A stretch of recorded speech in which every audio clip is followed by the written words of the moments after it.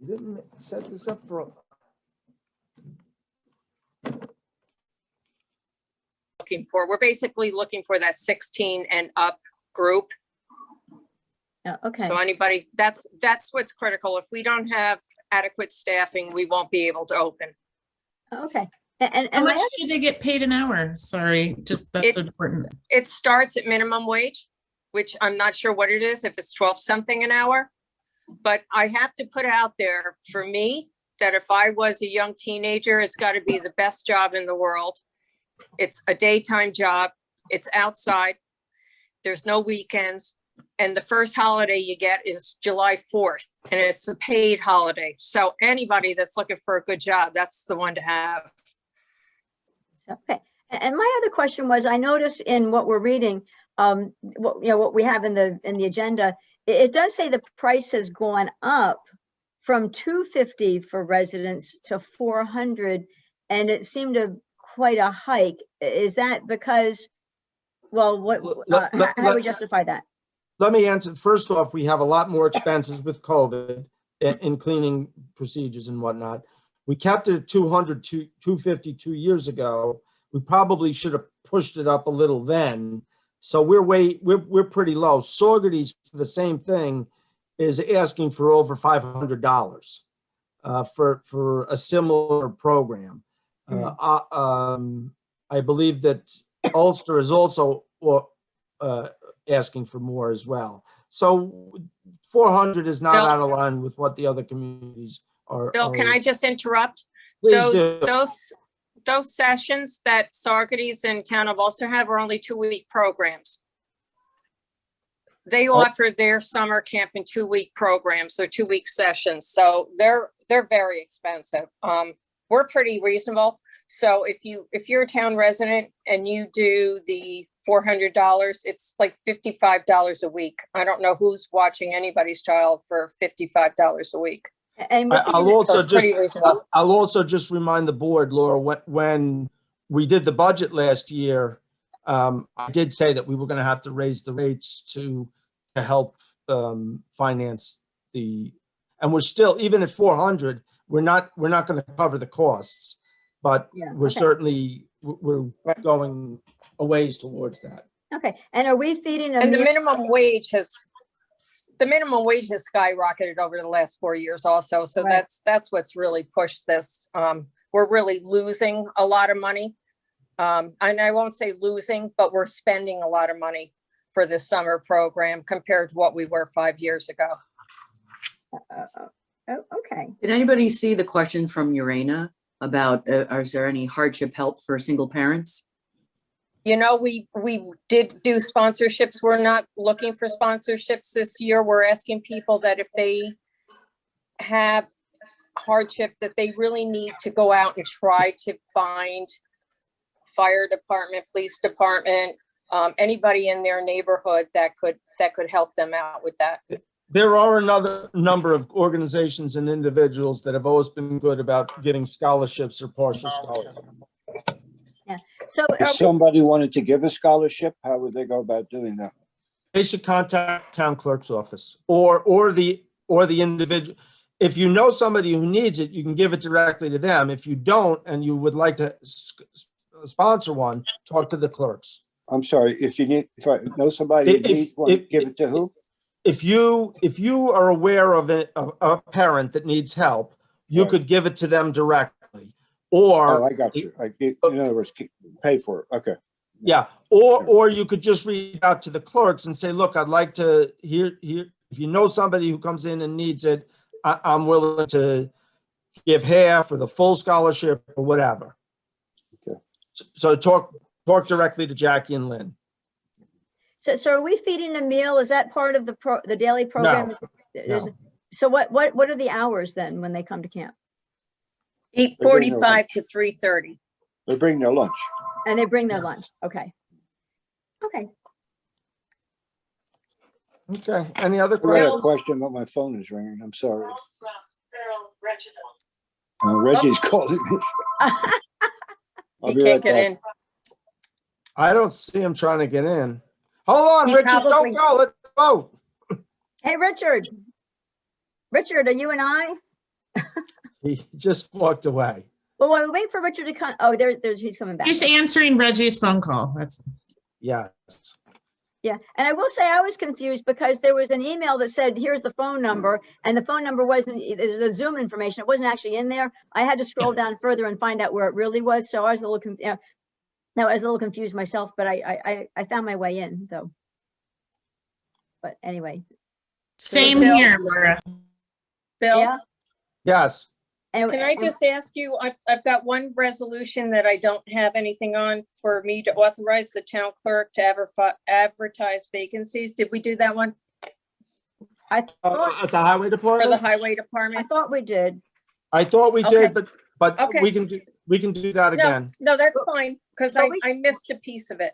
Well, should we vote on this? We have Richard back. Should we vote on the summer camp? All right, Richard, are you there? Richard's on mute. Richard? Richard's on mute. I wanted to ask Jackie a COVID question. COVID? About COVID. When you go inside, how you working that?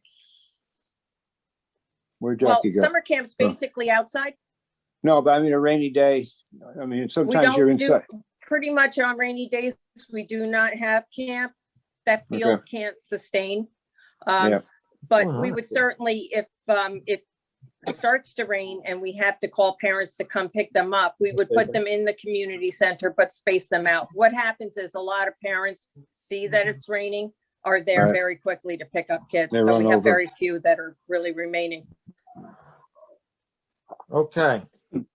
So all in favor? Aye. Aye. And so, Bill, a question I have is, did you guys, while I was joining, did you cover, the very first thing I see is the affordable housing and Yes, the grants, we got that. you've already got that. You've already, Yes. can you add me as an I to that, Jackie? You can add me as an Can I. I? Oh, I hope so. I will put in there that you favored it. Okay, you can put in that I favorite. Yeah. Okay, so do we have the folks that are going to address the NYSERDA stretch program on? Margot? Yes, I think Carla? that's me. Are you- Okay, Are you ready for that now? we are ready for that now. All right, let me try and bring up, I have a PowerPoint. I'll bring that up and Yeah, So let me ask, because I have the sheriff now coming in, I'm going to put him on hold, but how long is your presentation? And I'll tell him he can come back in a little while. well, I'm trying to keep it to 15 minutes Okay, because I So know you when- have a pretty busy, we don't, we have you and the sheriff. oh, all right, well, You- okay. We'll duke it out. We have a nice sheriff. I'm going to pay to see that one. Can we bet on this? Well, I don't Yeah. think so. I don't carry guns. I know, that's how I'd go with the guy with the gun, you know. All right, Easy. can you see this? Can you see the presentation or not? Not yet. Okay. Are you sharing? Are I you need to sharing? do something different. Are you allowed to share? Bill, you have to let her share. Oh, Well, let me see this. I have my share screen on. We're in trouble now. Let's see. you have no idea. So Share- Bill, we do. All have right, now do you see something? It's starting. There you go, Margot. Yep. All right, let me bring it up to full view in my, as I've gotten. Let's see. So, All right, well, so how about this? Okay, Does that work? it's Beautiful. bigger. It looks better. All right, success. I usually struggle with my technical computer skills, but we'll see. So anyway, thank you for letting me attend your meeting and talk about the New York Stretch. My name is Margot Thompson. I'm with a company called Newport Ventures. We're located in Schenectady, New York, as well as a town in Maryland outside of Annapolis. We're providing services to NYSERDA to support communities in the Hudson Valley who are interested in getting more information about the stretch code as well as possibly adopting. So I will try and give you an overview of the stretch and some of the benefits. because I know the agenda is full and the sheriff is waiting. So anyway, probably many of you, all of you are familiar or have heard of the New York State Climate Leadership and Community Protection Act. It's a mouthful, but Governor Cuomo signed that into law in 2019. The stretch code is really an important part of achieving those climate goals. 40% reduction of greenhouse gas emissions by 2030, 85% by 2050, 100% zero carbon electricity by 2040. And alongside of that, you'll see at the bottom, you know, a goal of 185 trillion BTUs of on-site energy savings by 2025. And to put that in perspective, because these numbers are big for all of us, that's about the equivalent of the energy consumed by 1.8 million homes on average in the US. So that energy savings goal is not only ambitious, it is practical, it is doable, but it's an integral part of the climate goals, because about a quarter of our carbon emissions come from residential and commercial building energy consumption. So we really need to look in that direction and put some important emphasis on it. This graph kind of is where we've been and where we need to go. As you can see, starting in about 2012, this is the New York State adopts a new energy code as well as new building codes every 3 years. So this graph shows the progression of the increase in energy efficiency of the codes that have been adopted by the state, and they follow the national International Energy Code, which is the IECC. So you can sort of see that since 2012, we've only achieved about a 1% increase in energy efficiency with our standard state energy code, which is in place now. And that orange line on the top shows the trajectory of where we'll be if we follow that, you know, business as usual path. And it will not get us to the net zero energy use that we are striving to achieve. The path on the bottom shows the path if we adopt something similar to the New York Stretch Code, which is about a 10% improvement in energy efficiency. So what is the stretch code? Maybe some of you have already kind of researched this and looked into it, but the stretch code was developed by NYSERDA, the New York State Energy Research and Development Authority, in conjunction with the New York State Department of State, to be a step up for the base energy code that automatically went into effect, I think about 9 months ago or a year ago. So the stretch code is about 10 to 11% more efficient than the state energy code that's in effect now. And it also is specifically authorized by the New York State energy law.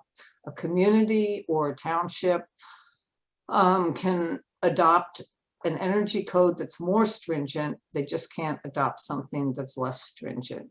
And it basically, there was a lot of input. It wasn't just NYSERDA, you know, geeks thinking this up in a vacuum or a room with closed doors. A lot of stakeholder input, a lot of public review. So multiple parties, builders, architects, product manufacturers. The provisions that are in the stretch code are not, what do I want to say, you know, exotic or out of the box. It's achievable by readily available materials and products that are on the market today. And there are already a lot of builders who are building and making a very good market case and market argument for building above code. Projects and homes and commercial buildings that exceed the energy code and are sold out very quickly. This is a really quick high-level overview of some of the differences. Minor increases in the envelope prescriptive requirements for insulation and the performance of windows and doors. Slightly more efficient lighting. The code goes a good way towards requiring that. The stretch code takes it a little bit further, a little bit higher percentages of LEDs. On the hot water side, an area that the state energy code does not really address. The stretch code requires, or is one of an options of in the hot water category of shorter hot water piping length to reduce the amount of energy loss, getting the hot water from the water heater to the fixture.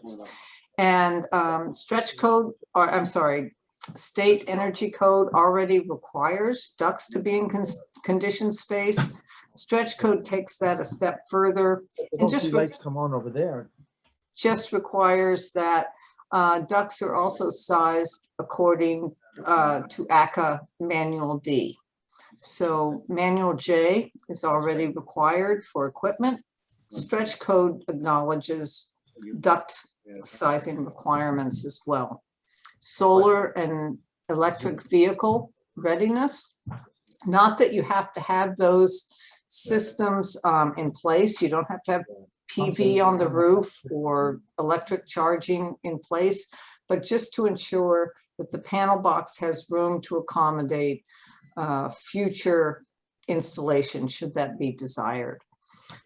Some of the other things on the residential side, balanced mechanical ventilation. The state code already requires mechanical ventilation, but the stretch code requires that it be balanced, a source of supply and return, and or that it's heat and energy recovery. Energy monitoring for commercial buildings, large commercial buildings, so that they know and are aware of what their energy use is. And also for commercial buildings, one additional energy efficiency measure. There's a menu of about 6 options, and builders, designers can choose from one of those. So it's a step, it's not a leap above the energy code.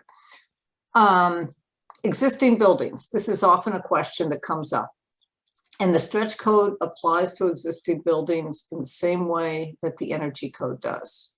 If you touch it, you need to comply, but you don't necessarily need to, no matter, whatever you're doing, you don't necessarily need to bring that existing building up to full compliance with the stretch code. An example might be if you were remodeling one room in a home and tearing out all the interior finishes and exposing studs. It doesn't require that those walls or ceilings, attics be insulated to the level of the stretch code. It only requires that those building cavities be filled with insulation of at least R3 per inch, which is going to be about any insulation that you find on the market. So it's not, with respect to existing buildings, it certainly is doable. It's not going to cost an arm and a leg to follow that. And the stretch really doesn't change anything. The stretch is an overlay of the state energy code, the ECCC-NYS. So if the stretch code changes something, then the stretch code kicks in. If the stretch code is silent on it, the energy code, state energy code provisions, come into play. And really the stretch doesn't change anything with respect to existing buildings. So it's the same requirements as the base energy code. This is a slide that just gives you some information about costs, because that's everybody's like first question. NYSERDA had two consultants, one on the residential side, one on the commercial side, do an extensive analysis of costs. They did a lot of research. They looked at RS means, they contacted builders and architects. They, did their own analyses, and these costs reflect an average. They're not necessarily what every project or every builder is going to see, but it's in the ballpark. And they also are aggregated over a number of different foundation types, fuel types, types of energy used in the home, whether it's natural gas, oil, or electric, and also on the commercial side, building type. Whether it's an office building, a hotel or motel, or a restaurant. The reports are available. I can send them to you, or they're available on NYSERDA's website. I'll have that a little bit later. But pretty attractive payback periods, and they do give, like I say, an average, and they're before any incentives or tax credits. So once those are taken into account, which there are quite a few out there at this point, these do not assume any of those savings. On the benefits side, certainly a lot of benefits, 10 to 11% energy savings over the state energy code, paybacks of less than 10 years, better greenhouse gas reduction, verifiable performance, measurable, can actually be documented that a building performs as intended. On the non-energy side, a lot of qualitative benefits, healthier and better indoor air environments, better air sealing, reduced air leakage. Basically that, if you're moving less air from the conditioned indoor space to the exterior, you're going to reduce potential for condensation and mold as the heat moves from one side to another, warmer to colder. Greater comfort, local economy. There is, this is not something you're going to see immediately, but expansion of a green workforce, more attention, more focus on performance of buildings and high performance, sustainable construction. And so this will move that in that direction. Encourages third-party verification. Doesn't require it, but if a community and many who have adopted the stretch code or are thinking of it, they're moving in the direction of actually having, on the residential side, having HERS raters review and verify building performance. So that can be something that's open to your building departments and your town board if you want to go in that direction. A few of the communities that have adopted, certainly a lot of interest, a lot of activity in the Hudson Valley and on Long Island. Some of the communities, or actually the most communities that have adopted so far, are in the Hudson Valley. Let me see, Hastings-on-Hudson, the city of Beacon, village of Montour Falls, the village of Dobbs Ferry, they are all among the very early adopters.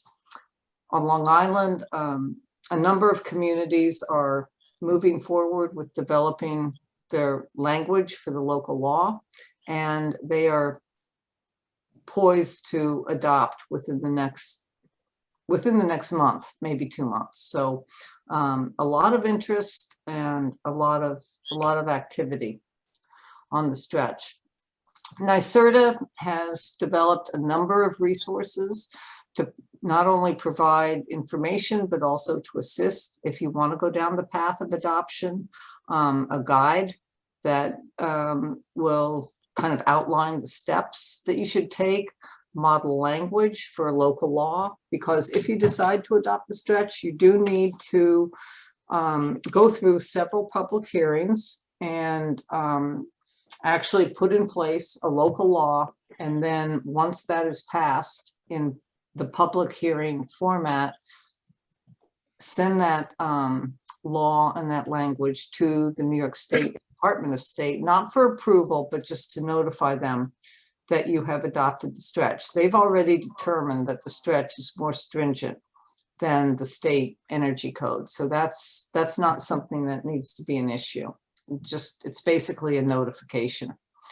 Training and technical support is available, also a hotline. ResCheck and ComCheck are software that is typically used to demonstrate compliance, and the most recent versions of ResCheck and ComCheck already include a page or a tab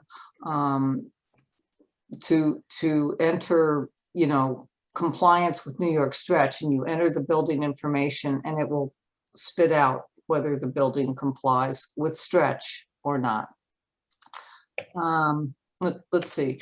This is the URL for more information, and I can also provide that. Oops. So here it is again. This is my email contact. Matt Evans is a colleague of mine, and you can email him as well with questions. Chris Seguri is the project manager at NYSERDA, kind of assisting with New York Stretch, or he's not assisting, he's the lead guy. So any of the three of us can answer questions or provide information. So I will stop because I know you guys are busy, but I'm certainly happy to answer questions if you have time. So I often have a question. No. So my question would be, so if I were a homeowner, which I am a homeowner, as a homeowner, if I wanted to find out, if I want to have somebody come and look at my home and tell me what it could use to be more compliant with this, are there groups, is there an organization I could invite into my home to take a look and give me a report of what could be done to be more energy efficient?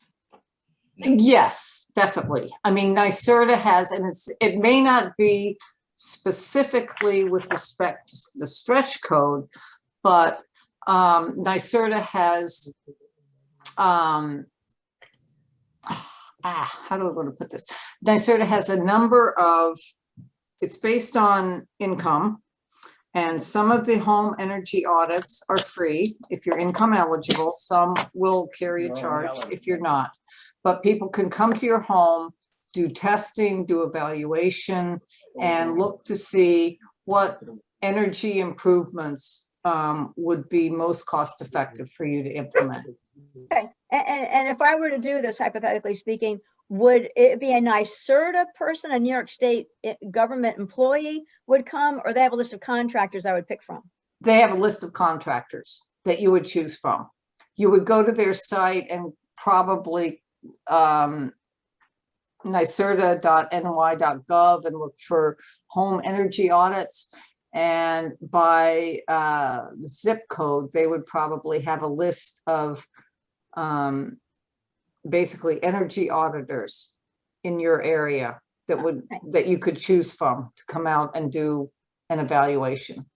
Okay, and then I'm gathering that if we as a town wanted to adopt this, you had one of the first things on a previous page was there's a guide and a sample law. So if we wanted to incorporate this and adopt this as the town of Woodstock, we would look at a sample law and follow the guide, and that's how we would formalize adoption and training. So I think you had some steps on a previous chart. Yes, yeah, and it is a good idea, as a town. There is, and I'll be honest, there is often pushback from builders, most frequently, sometimes code officials. They say, oh, it's going to cost us too much money.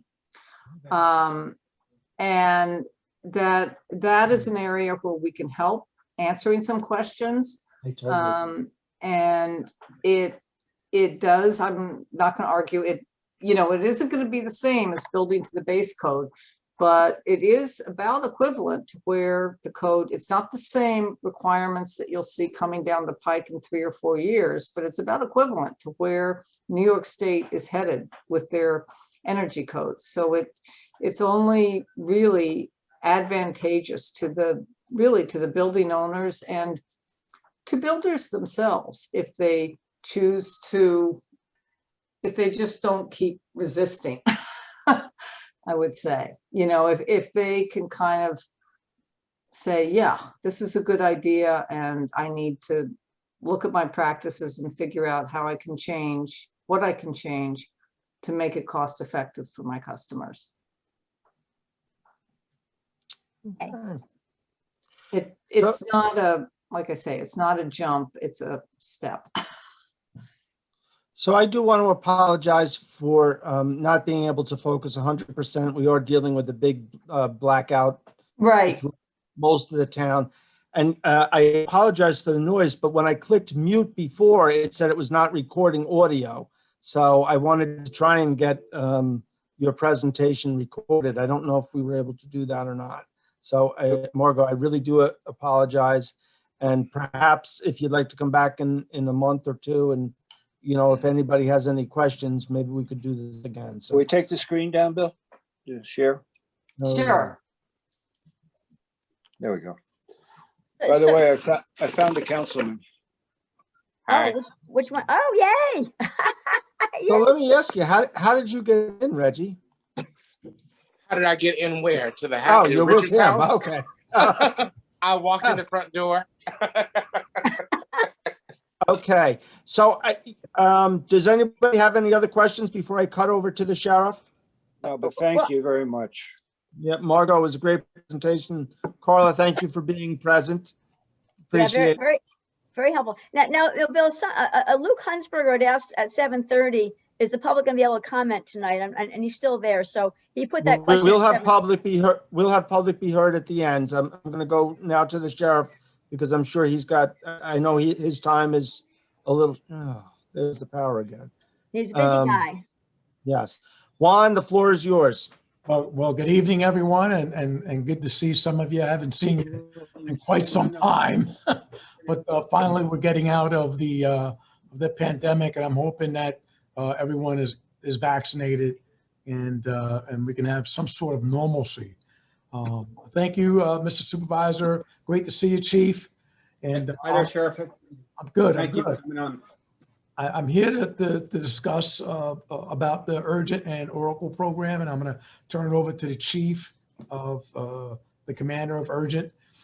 First and foremost, Urgent is our Ulster County Regional Gun Enforcement Narcotics team. It's been in place since 2007.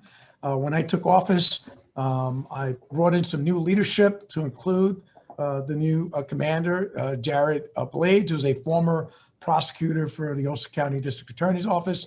And I did that because I found it to be extremely important to have a civilian oversight in the task force. It's just something that made sense to me. And Chief Blades also has the experience of doing multiple narcotics investigations, not only with Urgent, but the city of Kingston. So the other aspect is he's an attorney, and he gets to look at the search warrants, and he gets to look and review to make sure that we're doing everything right. And we're very, very happy to have Chief Blades on the team. He also runs he's also our chief civil administrator for the sheriff's office, so he has dual hats. His heart and soul is in protecting people's rights, and that's one of the main reasons why I brought him on board. Since the new leadership, we had a new detective sergeant and some new other members that came on to the team. We have other agencies that are involved, like the town of Lloyd, the Plattsburgh Police Department, New Paltz is putting someone on shortly, and I'm really happy to say that we in this office have had a multifaceted approach to the issue, which is that of the opioid epidemic. So although urgent is strictly focused on the higher echelon drug dealers from meth and opioids and cocaine, we are no longer focused on the small dealers on the street. And I'm really proud of the work that they have done. Oracle is my opioid response as county law enforcement. And I'm really proud of that. We rolled that out in 2019. We started out at the Ulster County Fair with a trailer that educated folks on awareness. If someone in your home, you thought someone in your home had an opioid addiction. And we show you what to look for in your house. And then we gave you Narcan training, and we gave you resources and phone numbers to call. That first year I applied for a BJA grant for $900,000. We did not get it in 2019, but I'm very persistent. And we went for it again in 2020, and long and behold, we got the grant. Next Tuesday, we're going to have our official rolling out at a news conference here at the Law Enforcement Center.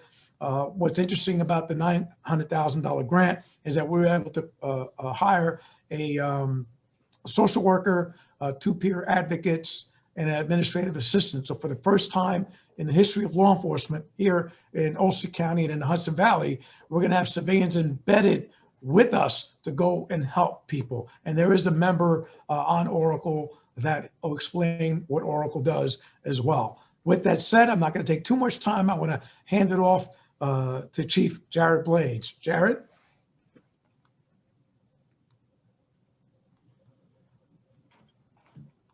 Got to unmute, Jared.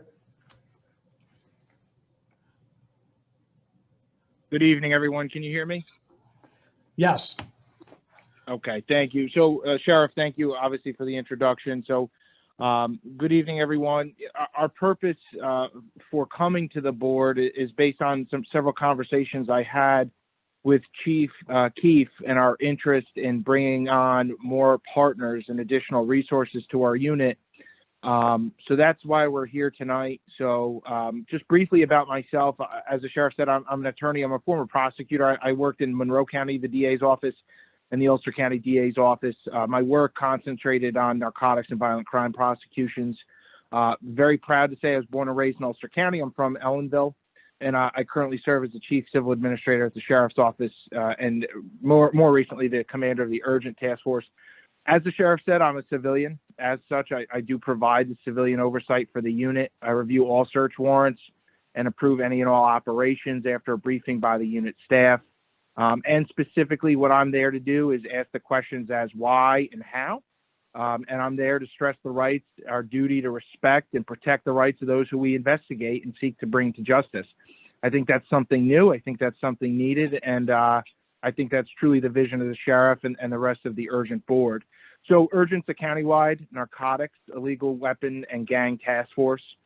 It's comprised of investigators assigned to the unit, specifically from the Sheriff's Office, the Ulster County District Attorney's Office, Town of Shandaken Police, Ulster County Probation, Town of Plattekill Police, Village of Ellenville Police, Town of Lloyd Police, and the Department of Homeland Security Investigations. We have 3 Homeland Security investigators embedded within the unit.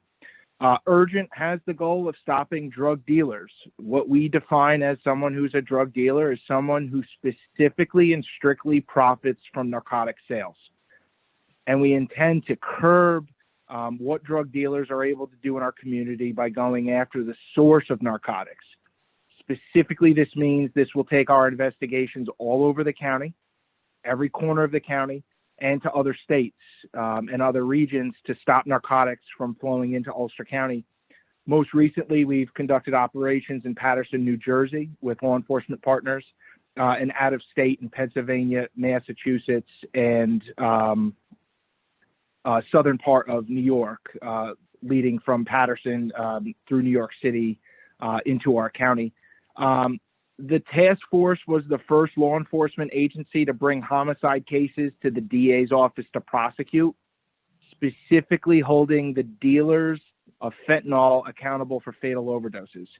In the past 2 years, we've charged 3 separate people with the crimes of criminally negligent homicide based upon an investigation of drug sales for profit, 2 individuals who unfortunately overdosed and passed away, including a very recent 2-month ago plea on a manslaughter in the 2nd degree based on a defendant from Paterson, New Jersey, who came up to Ulster County to sell narcotics to an individual from Ulster County who unfortunately passed away as a result of the strong fentanyl he was sold.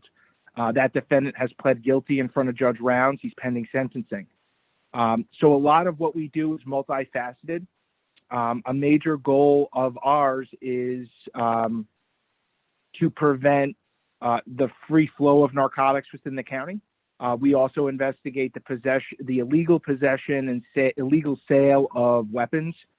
We've conducted several undercover purchases of illegal firearms. Several notable cases the Urgent Task Force has been involved in the purchase of illegal AR-15 sales, assault rifle sales that we've been able to investigate and bring to the district attorney's office. Another major goal of ours is to kind of work this epidemic from all sides. We look to help those who we consider and classify as users or addicts. Our main goal is to get them into treatment and support services. We have no interest in criminally charging them. We have no interest in doing anything other than providing them whatever services we can. And our investigators frequently have driven people to rehab and gotten them involved with the Oracle team and involved with DSS services. So that's something new that we're doing. And it's a different way of going after this epidemic, but we think it's the right way to go after it. And we have a vision and we'd love Woodstock to be a part of that. This was just a very quick overview, a sketch of our operations and work. I'll turn it over to Wilbur Prutzman, who should be on the line to discuss what the Oracle team does for the county. And then any questions they have can be given to the sheriff and he can dole them out to whoever he'd like to answer. Thank you.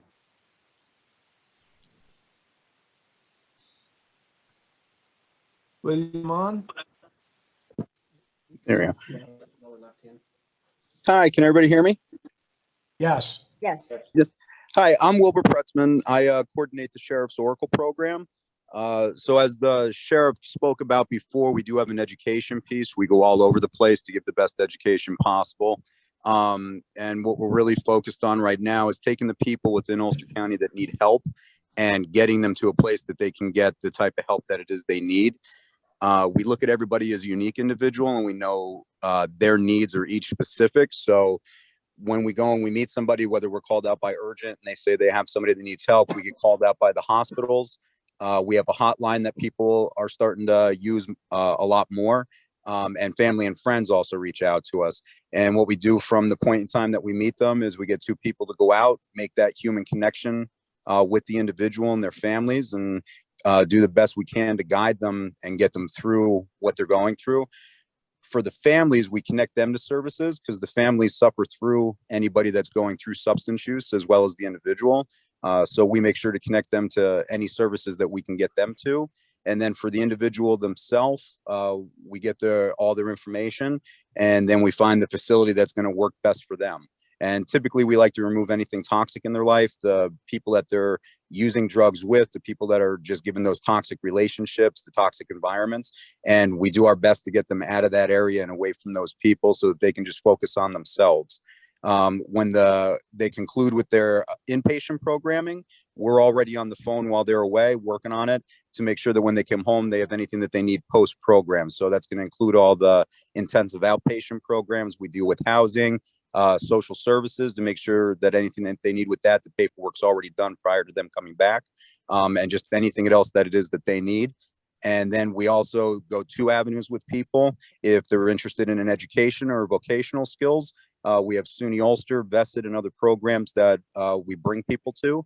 And then if they want to go and get a job, we're in with certain job placements and unions in which we can give them a decent job to be able to do what they need to do to keep on going at that point. And we stay in contact with the individuals for at least 2 years, but certainly as long as they want to stay in contact, we stay in contact with them. So in a nutshell, I know everybody's busy and you have a busy docket tonight, but in a nutshell, that's kind of what we do for the individuals and their families. Thank you, Wilbur. I want to finish up by saying that we are also going to roll out an app that everyone will be able to download.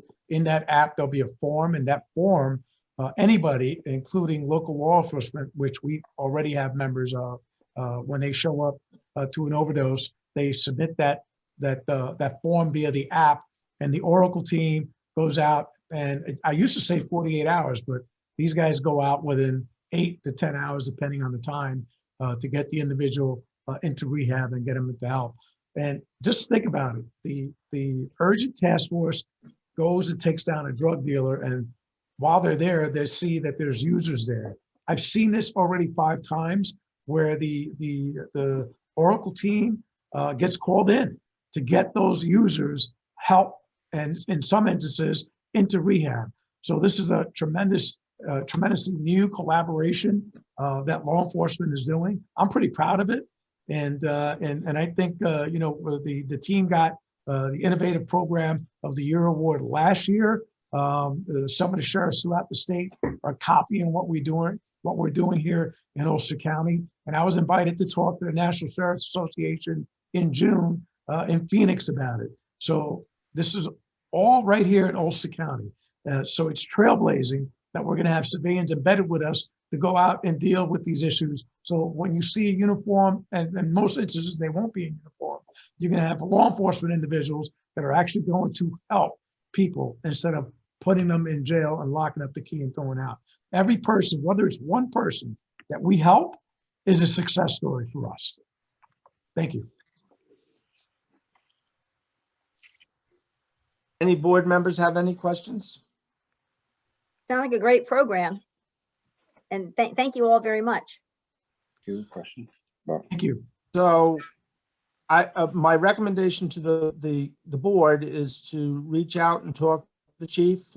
I'm sure the sheriff would be happy to have some conversations if he had any further questions, and we should make a decision. So we're going to do this next week, decision wise?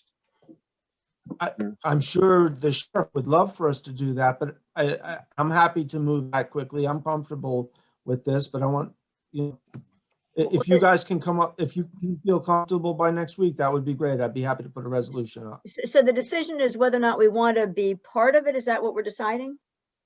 Mm-hmm. It's basically the same we do every year, as I assume. Well, We because haven't done, what was the last time we did urgent? About a year and a half ago. Almost 2 years ago. So about 2 years ago, we haven't done it the last 2 years. We do use CERT, which is a slightly different program. And we would have one of our officers be a part of the Chief, do you want to? task force. You know what I like to say is that we have been a big part of urgent in the past, and it's certainly a great team to work with, and what the sheriff and Jerry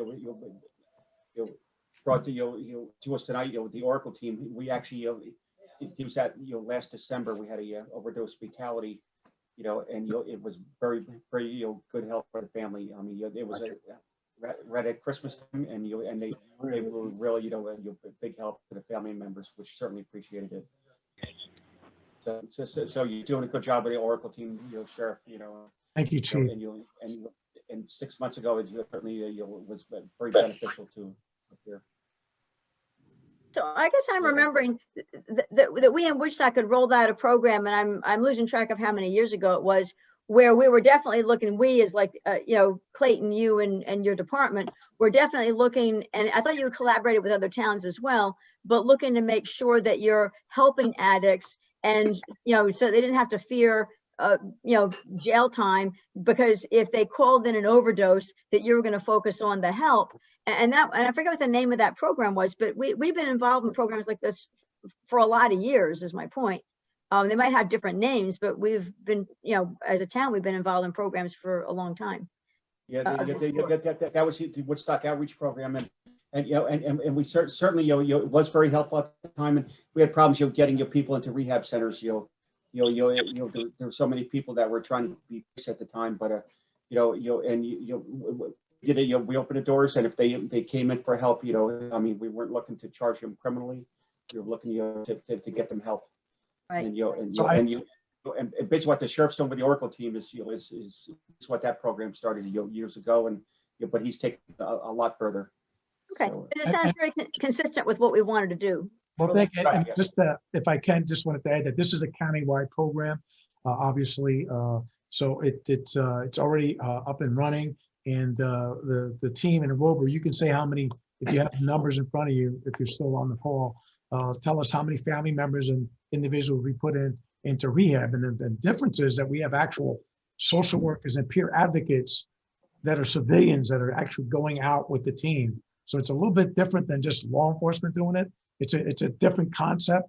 To me, it's trailblazing, and it's a pretty diverse team. And also that grant, that $900,000 grant, is going to train as many law enforcement officers in the county, not just the sheriff's office, and crisis intervention training. And that's a 40-hour course that we're going to do right here at the law enforcement center.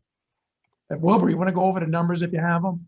Sure. Just for 2020, we had 109 people put into a detox, 99 people placed in inpatient treatment, and 87 that followed through with outpatient and post-supervision programs. Okay, so it sounds good. So we should always ask too about cost. As we as a town sign up, is there a cost we're committing to? What are we committing as far as resources or money? Hey, Chief, you want to talk about that? Wilbur, Paige? About the cost. Yes. So, we are seeking Woodstock to send a representative, a law enforcement officer, to work within the urgent task force. And that supports the operations that we do and the criminal investigations we're involved in. So we would be seeking that type of support within the unit, that's sending a member to work with us. I know Woodstock previously has done that. In my conversations with the chief, I believe there was interest, and that's why we're here in rejoining that effort, as well as any other manpower resources you had for a liaison to the Oracle team as well. So if there was an overdose or issues up in Woodstock, that you had a representative that could work directly as a dual role with Urgent, with Oracle, representing the town of Woodstock. When you say an officer, how much time are we talking about? Would that person be tied up with you compared to working for us? Great question. That's up to each individual town. So the town of Shandaken Police sends a member to our task force 1 or 2 days a week. Village of Ellenville has committed someone 3 days a week. The sheriff's office commits several full-timers. Probation sends a part-timer. It's really whatever each town can offer up to delegate. Sometimes the schedules ebb and flow. We pride ourselves on communication there. But really the involvement in the team comes in many different sizes and different types of commitment. Okay, thank you. Is there an option? And our most recent partner rejoining Urgent is the town of Lloyd Police. They sponsor an officer to come and work in Urgent 2 days a week. They assist with us there. They also assist us with the Oracle program. And if anybody has any questions, I know I've spoke to Chief Janso. He's now on our Urgent Executive Board. He welcomes any phone calls to describe his relationship with us the past 6 months. They rejoined in December, and what we've been able to do for his town and his area. Quick question. Is there an option to be part of one, or do you have to be a part of, we need to sign up for both, Oracle and Urgent, or is there an option to do one? We definitely need the help on the Urgent side. As we know, things are opening up. But it's obviously there could be a possibility for a dual role, but that's up to the chief and the town board. What we remember in the past, we sent an officer down there, when we, normally one day a week, and that officer is supposed to work here, and you'll collect information and bring it to the team. So, and share with the team, at least on that one day a week, and, that's what I would certainly be looking at doing again, minimum one day a week, and and it was certainly very helpful, and we have to get that officer to work with a team, and I'd certainly give some names to the sheriff, to look at, him and his group, and to see if they're acceptable to the group. But what the sheriff's offer, along with it, with Jared, and Wilbur, it's certainly, it does nothing but help us, and and with the Oracle program, it's that's a win-win, right there, it's not just deal with the arrest, they literally have people, following up on helping people. So we're not just looking at the penalty stage, we're trying to get these people off the drugs. And Chief, as we've discussed, the benefits flowing back to the town, and the ability to have the connection to the task force, the specialized types of investigations, to have the connection with Oracle, and everything that comes with that, and the ability for your officers to receive specialized training in the area of investigations, everything from investigation, search warrant drafting, to procedural justice, everything that this entails, the training that we provide. It is, once again, also something that most of our members are very interested in what we're doing.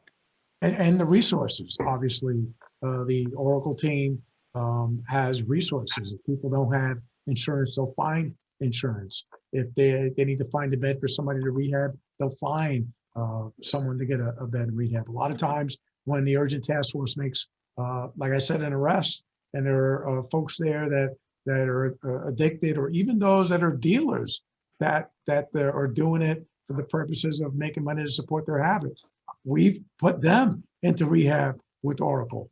We have.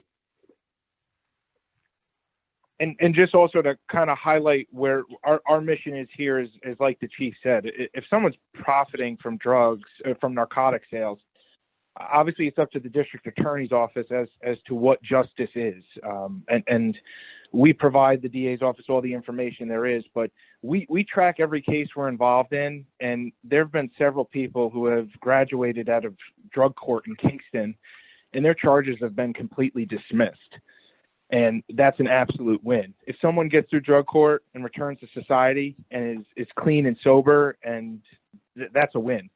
And there have been people who've been involved in the Oracle program who have received treatment, and their attorneys have talked with the DA's office and the judge, and their charges have been dismissed as well. And once again, if someone's clean and someone's sober, yes, there was a criminal investigation, but still something positive came out of the back end. And I know not every case can be successful and have a happy ending, but I feel like we have a lot more of those recently than a lot of our sister counties and other partners in law enforcement. So it's something that we're doing different. As the sheriff said, we're highlighting dual role, law enforcement and the ability to get people services and treatment. And that's our main pitch. And we'd love to have Woodstock a part of that. I believe we have one of our part-time officers, Terry, Patty Vincent. I believe he's a member of Oracle through Rosendale. Correct. Yeah. So with the officer that would be working with Oracle, it's not a person that's going to be taken out of their job assignments necessarily and put into the office with us several days a week. They're doing as like a liaison position while they're doing their daily duties with your police department. And what they would do is, should an overdose happen, somebody's en route to the hospital, it would just be making that phone call to make us aware of it. So the program's not like everybody else. We're not going to say we'll follow up at 8 o'clock tomorrow morning when we get to the office. If you call at 2 o'clock in the morning, we have a representative that's at the hospital waiting before the person even gets there, ready to speak with them, because that's a small window of opportunity for us. And we're able to get placement in places. We don't wait a week to go someplace. If they're going to make us wait a week, we just don't use those facilities. I'll get a place that's going to give placement then and there, so that when they're cleared by the doctor, they're getting in the car with our team members and we're taking them to the rehab. So once we meet them, once we make that human connection, we're with them through the whole thing. We're not just going to pass phone numbers and say, just call this and get help. We're there, whatever time, day or night it is. So I put the email to Oracle in the chat, and I also put the 1-888 hotline in the chat as well. And there'll be more, of course. I think sometime in June, the app will be available, and we'll put that out. It's going to be part of our right to know cards that we're going to give to civilians when we do vehicle and traffic stops. So all that information, we're going to post it on all our social media, and we're going to give it to all the chiefs at the chiefs meetings that we go to, which is the first Wednesday of the month. So Juan, you may want to check and see if you sent the link to everyone. I didn't get the link. So you may have sent it, but you perhaps didn't choose everyone. Did you? I sent it to the town. That's Bill. Bill's got it. Bill is the town of Woodstock. He's right here. I'll send, let me take a picture. I think of it sounds great as a citizen. It sounds wonderful. This Oracle program sounds wonderful.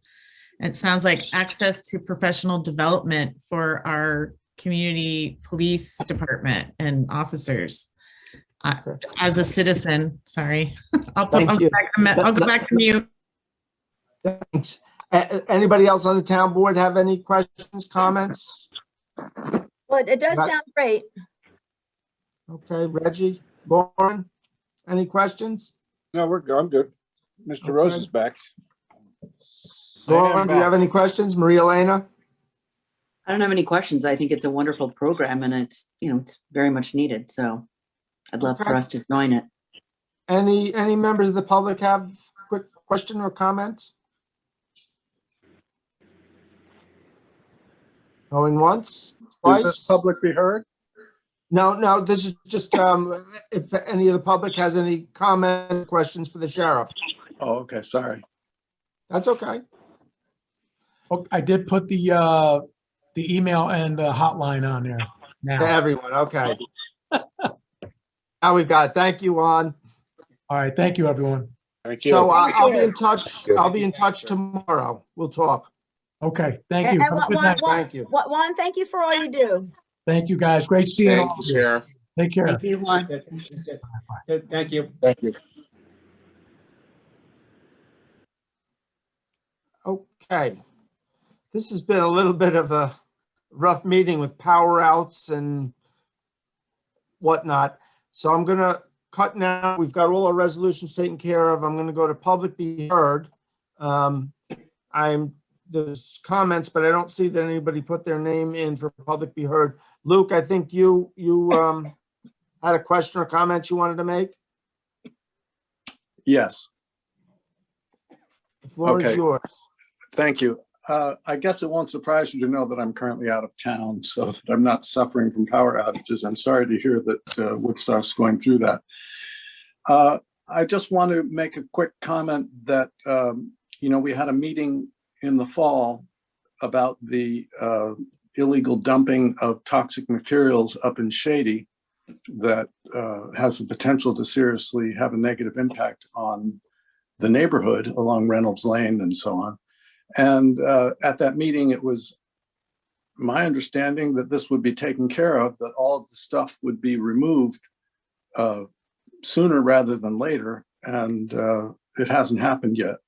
So I would like to, and I know other members of the neighborhood would like to request that the town board hold a public hearing on this. And it's important that it be a public hearing, that we need to have full disclosure and transparency and give everyone in the public a chance to weigh in.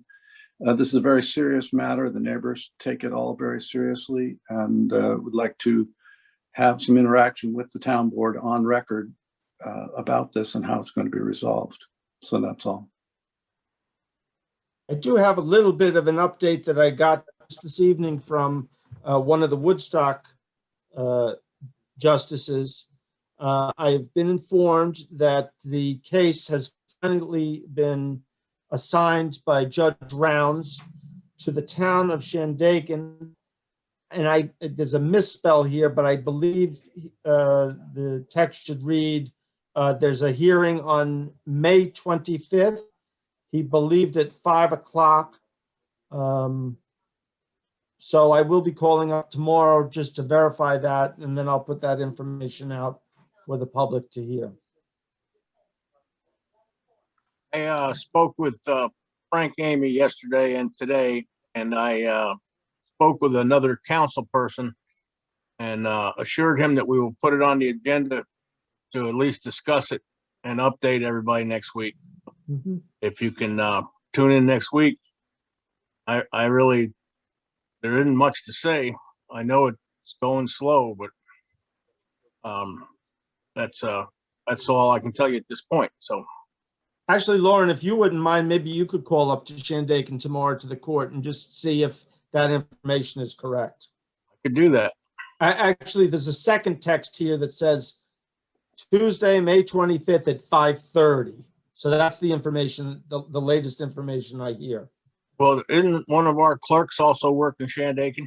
I do believe so. Yeah, if you want to call over to her, that would be fine too. I might just go there in person with my mask on and find out what's going on. If you do get confirmation of that and let me know, then I can put it out on Facebook and send a group email. Anybody else for public be heard? Linda? Yes. Go ahead. A short one. The summer camp on the town website is from last year. Information is from last year. And so I hope somebody will update it. We are going to do that, I believe, tomorrow. We're a little shorthanded. My office manager had the audacity to go have a baby a couple of weeks ago. So we're a wonderful baby boy. And actually, they were in the office today. Both mama and baby are doing well. Perseus, and actually, he was brought in by his older brother, so they're all great. But so we're a little behind with the technology. But yes, we're working on that. They'll also, it'd be good if the jobs available to young people were somehow there as well. So I believe they'll be in the post as well. Okay. And I know you put it on Facebook. Thank you. Thank you. Anybody else for public be heard? Going once, going twice. Does Joseph has his hand up, Bill? I see a couple people, their hands up. Joseph, Joe. And I think Erin Moran. Yeah, Erin had her hand. I don't see. Hold on a second. Joe. I had my hand up, but I can let Joe can go first. I took mine down. You're muted, Joe. You're muted, Joe. So Aaron, why don't you go and then Joe? I'm okay, unmuted Joseph. Okay. So I just had a question with the hearing. Who's going to be there to represent us? Who is at that meeting in the court? Our prosecutor, John McGovern. He'll be the only one? You know, I don't know what the Shandaken court, what they're allowing up there, so I don't know. And it's the initial hearing, so you know, at some point, I'm sure he'll bring the zoning enforcement officer in. I don't know if he'll have him there on the 25th or not. So none of you guys are involved in this? Typically, no. Okay. All right. Although, Joe, I did give a deposition, so at some point I'll get called as a witness. Right. It just seems like we've gone a little awry to me. And How sounds so? now, well, I just feel now like from, you know, we've been going through this and Vincent now, is he still owning up to wanting to do something? Is he not going to do anything? He sent me some proposal recently and I forwarded it on to John McGovern. It's not quite what I was looking for. When Lauren and I and Mike Reynolds, when we met up there with Vincent, we talked about, they did some test holes and a lot of the fill looks good, but we said the fill needs to be tested if you're going to leave it there. So that's our position. I've talked to Frank about that. If he wants to get the soil tested and it comes back sufficiently clean, then he can build a retaining wall and cut the slope. But he's got to test it. There's no way around it. Right, but my only other thing is with that, how can it be clean if we know that he put stuff in there that wasn't like legal? So well, he put concrete and asphalt, which is not legal under the town law. It is legal under the DEC law. And again, he would just have to test it to make sure that it was clean. He'd have to do a lot of testing. That doesn't make sense to me. Okay, whatever. All right. Joe, just for the record, I'm pushing to have it all removed. Right. Well, we should. I mean, we know it's from out of Ulster County. It's not good. It was materials that should have been dumped there, and I'm just, it's, the fact that I have to sit here and worry about my water does not thrill me. So.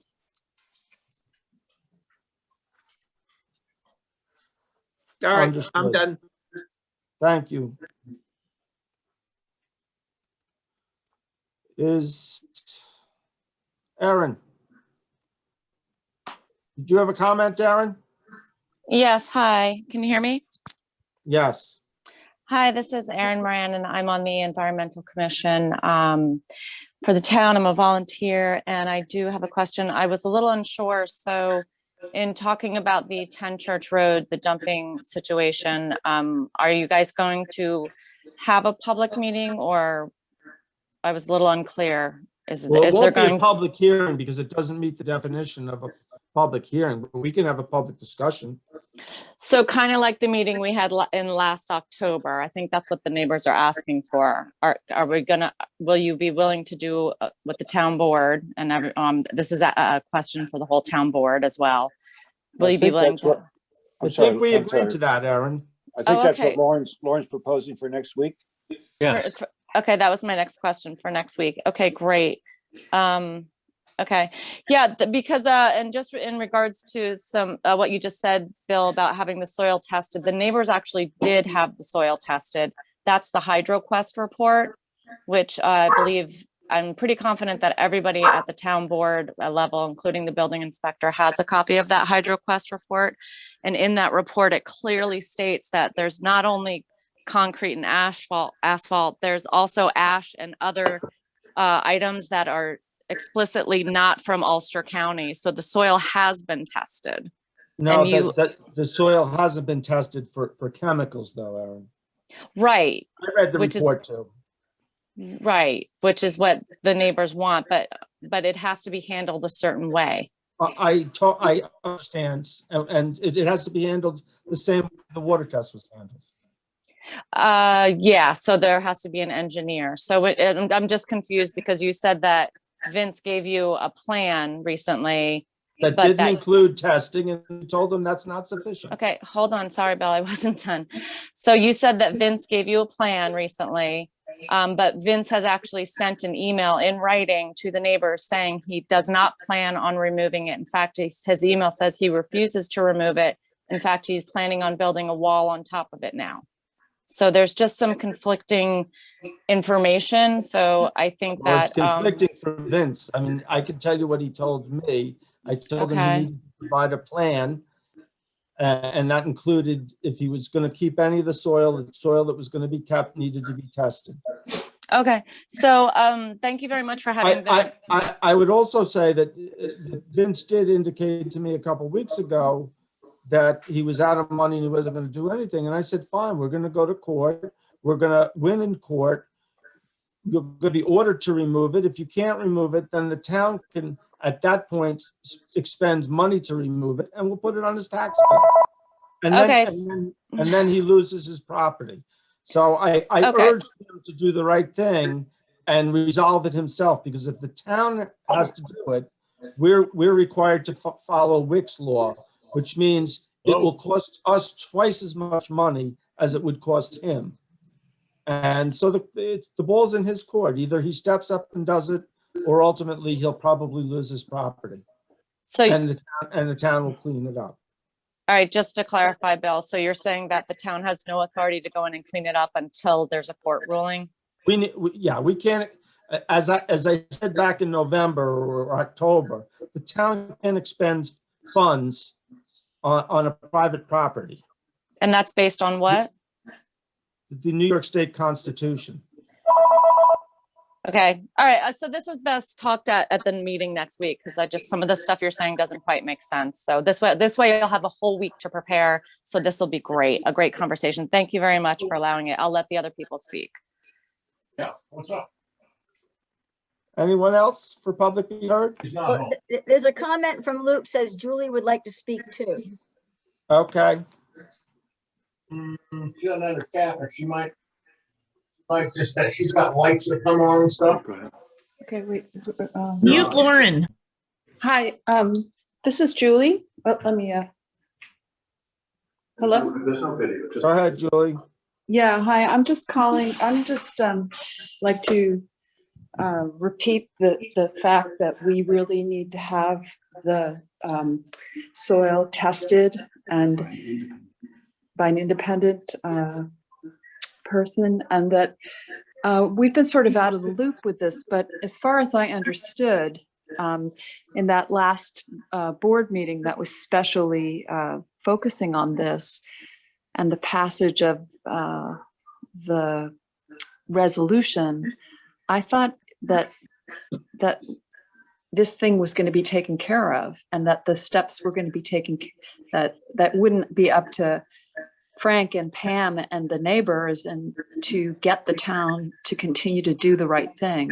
Well, so yeah. Anyway, so I'm just here, as well as Luke, to try to push the town to do the right thing, that the soil gets tested, and in its getting tested, it gets removed. And it gets removed properly, not sort of like a fly by night, like take a few scoops out and leave the rest there and we don't even know what's there. So anyway, that's really all I have to say. So Julie, just to bring you up to speed, because I know you guys have been out of town, but the town has been proceeding with this. It's been painfully slow, and part of it has to do with the pandemic and the courts being closed down. Ultimately, the town justices had to recuse themselves, and the case had to be reassigned by Judge Rounds down in Kingston. This all took time. It's been going through the motions for several months now, and it's finally been forwarded to the court up in Shandaken, we're told, where the first hearing will be May 25th. But the soil needs to be tested in order for there to be adequate evidence about what's happening at that site. And Vincent should be the one who is paying for that testing.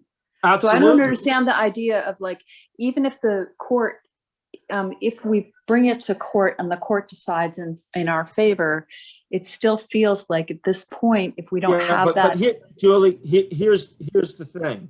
The town cannot expend town money on private property. However, if we get a judgment, then we are permitted to go in with a court order and actually do the work ourselves if he refuses to do it, and bill him. So Okay. ultimately, he will be financially responsible for this cleanup. So what happens if painfully the court, what slow. happens, if the court doesn't decide? Like, what is the court basing its decision on? Is it based on the violation of, like, that we've already just, the violation of dumping improper material, or Correct. what? Okay. Correct.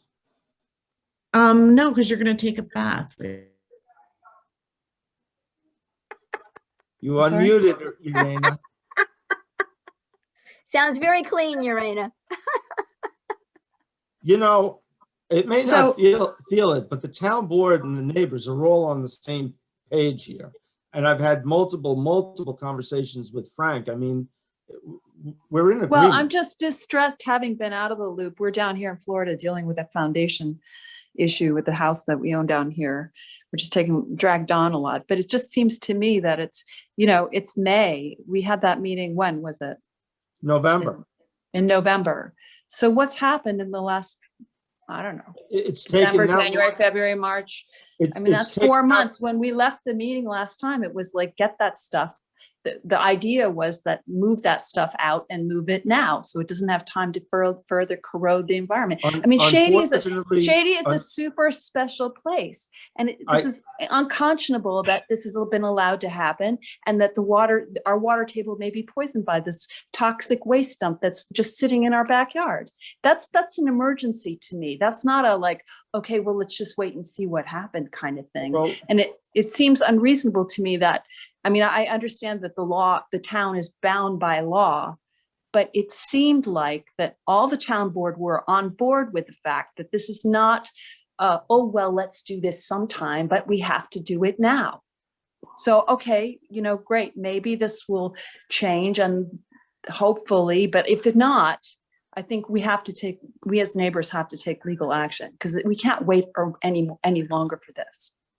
It's also been sitting there for 18 months, seeping into the ground, going into the salt hill. It's 18 months, it's sitting on the ground. Yep. So you can Nobody's see more that frustrated. Nobody's more upset. frustrated than I am. But until we get a judgment, I mean, we were hoping I was hoping, I don't know about the rest of the board, that when we threatened him with legal action, that he would do the right thing. I couldn't agree more with you, Lauren. But he didn't. And so we took Well, the the legal thing is, he's not a reliable person. I No, mean, I get if that. a reliable person wouldn't have chosen Caroli's, as his contractor. I mean, it's like you make decisions, and then when he was saying, "Okay, I'm going to do this," but clearly he has no. He's not going to pay for this order. I mean, have him sell the land. I mean, or whatever. Get out of it. Find the money to do it. But we can't wait forever for this. It's not fair. And it's especially not fair for Frank and Pam, who have a pile of garbage toxic garbage in their backyard. I mean, how would you feel if that was like sitting and staring at you every single day? How would you feel? Right. I'd be furious. And I have to drive past it every day, Julie. Don't forget, I'm a neighbor in Shady too. Okay, well, I'm just here, and we'll hopefully, hopefully the ball will get rolling. But if it won't, I'm promising you that the neighbors will get together and do something about Julie, this. the ball is rolling. It's rolling very slowly, to the frustration of all of us. Well, Bill, it's Joe. What happens if the town doesn't win the case? Then what's our position then? I don't know, Joe. It may be that a civil case by the neighbors is more powerful than a town case. I mean, I'm very optimistic about our chances in court, but I don't know. So when is the court date? What day is that? May 25th. The first hearing is on May 25th. This is what I just found out today. So Lauren is going to confirm it tomorrow, but May 25th at 5:30. Okay, well, anyway, somebody needs to pay and somebody needs to get that stuff out of there. So that's all I care about. As long as it happens, it just has to happen. And We're in total agreement. I don't understand why, right now I'm in like super environmental insane Florida. I can understand this happening here because there's no regulation and people are insane here, right? But there in Woodstock, in our little environmentally friendly, lovely town, why is this happening there? This is Erin. Can I say something? This is Erin. Yeah. Bill, I know it's going to be hard, but I'm going to ask you to try and to not interrupt me until I'm done. I know you're passionate about this and you get just like me, you get excited, but I think there's miscommunication here. The neighbors have reached out, some of them to me directly, some of them to the Environmental Commission about these concerns. As previously said on this call, this has been going on for at least 18 months that we know about, that we have documented emails and whatnot going to the town. I'm talking to not just Bill, I am talking to Laura, Richard, Reggie, and Lauren. You guys all passed a resolution back in October that this was going to be cleaned up, that it was going to be, certain steps were going to be taken.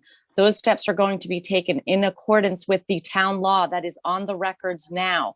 I think the frustration from the neighbors and the frustration from the Environmental Commission is A, how did this happen in the first place? But B, more importantly, why has it gone on for 18 months?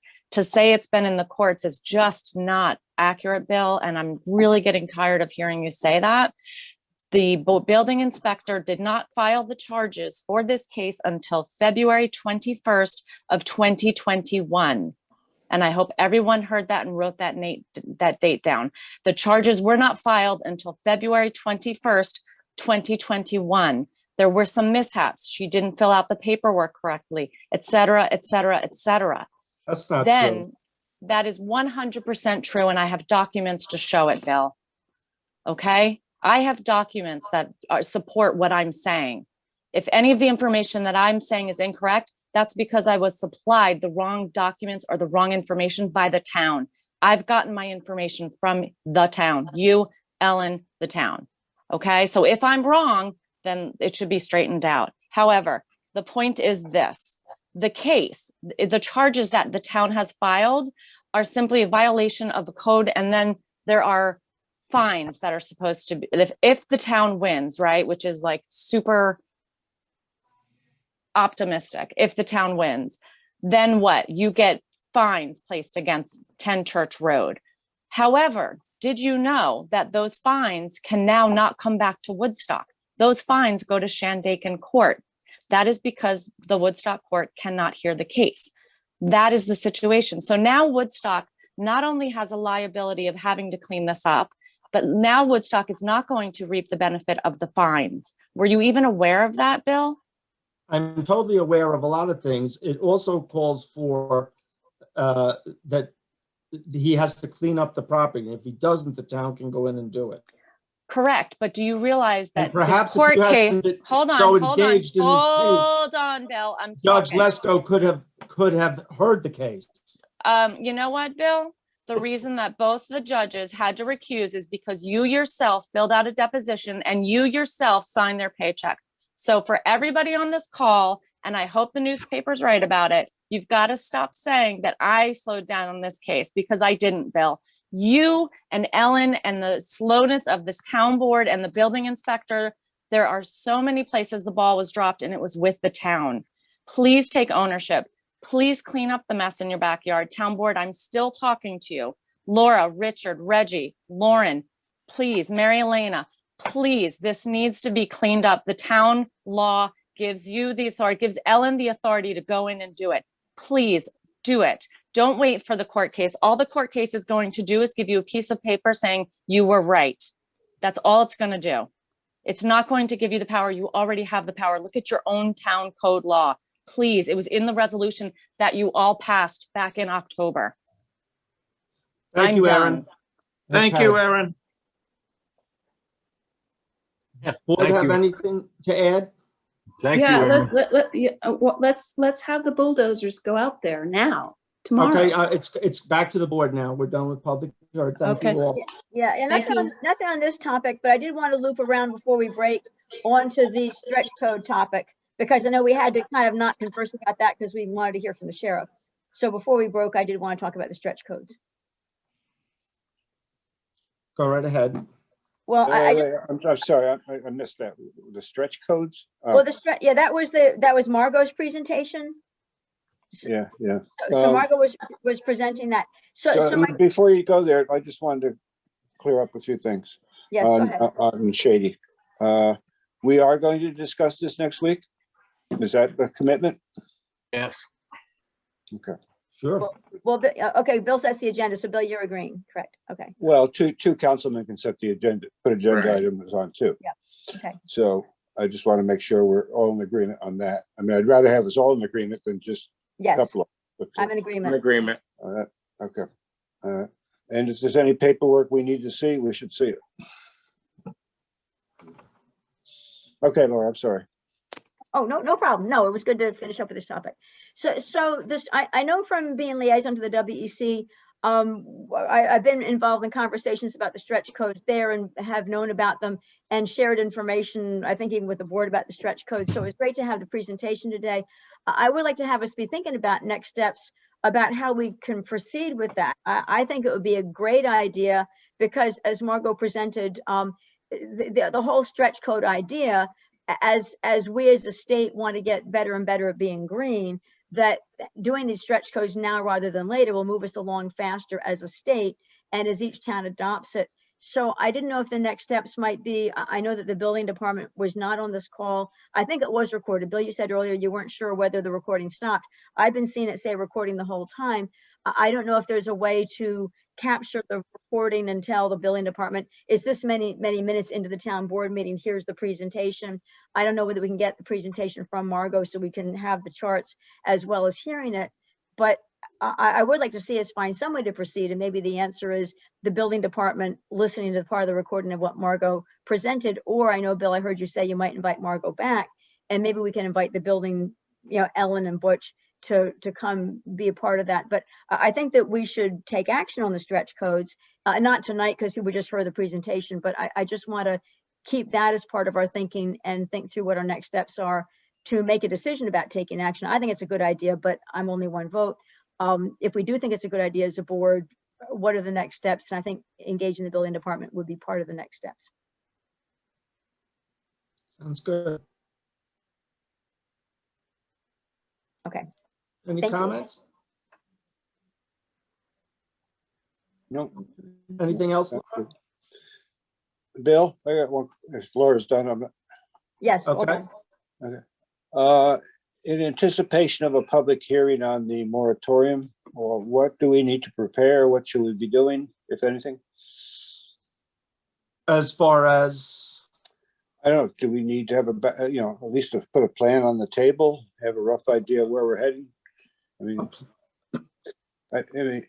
well, I would remind the board that back a month ago at a meeting, I said that we should all be starting to think about what the solutions I know, are. that's why I'm Because we're only bringing it going to up. have 9 months, we'll have 10 months, counting the time before the moratorium gets implemented, to come up with solutions.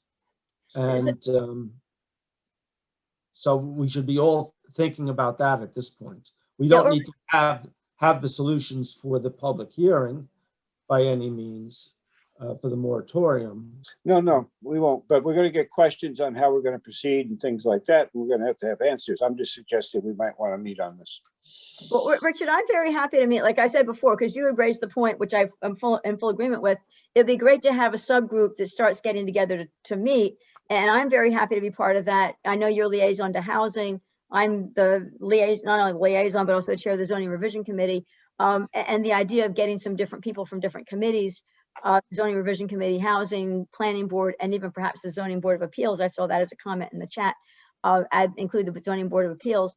I'm very happy to be part of meetings between now and the public hearing. I don't know who would take the lead on that, but I'm certainly happy to be personally part of it. I guess we'll all talk. Cool. Okay. Anybody, any other comments, questions? I would like to I'd like to say something to Aaron Moran. There's an old proverb that only a fool stops to fight in a burning building. And we're all working on this together, and pointing fingers and getting nasty with each other. It doesn't help anything. So let's try to make it work. Can I respond to that since you said something to me? I'll give you a quick response.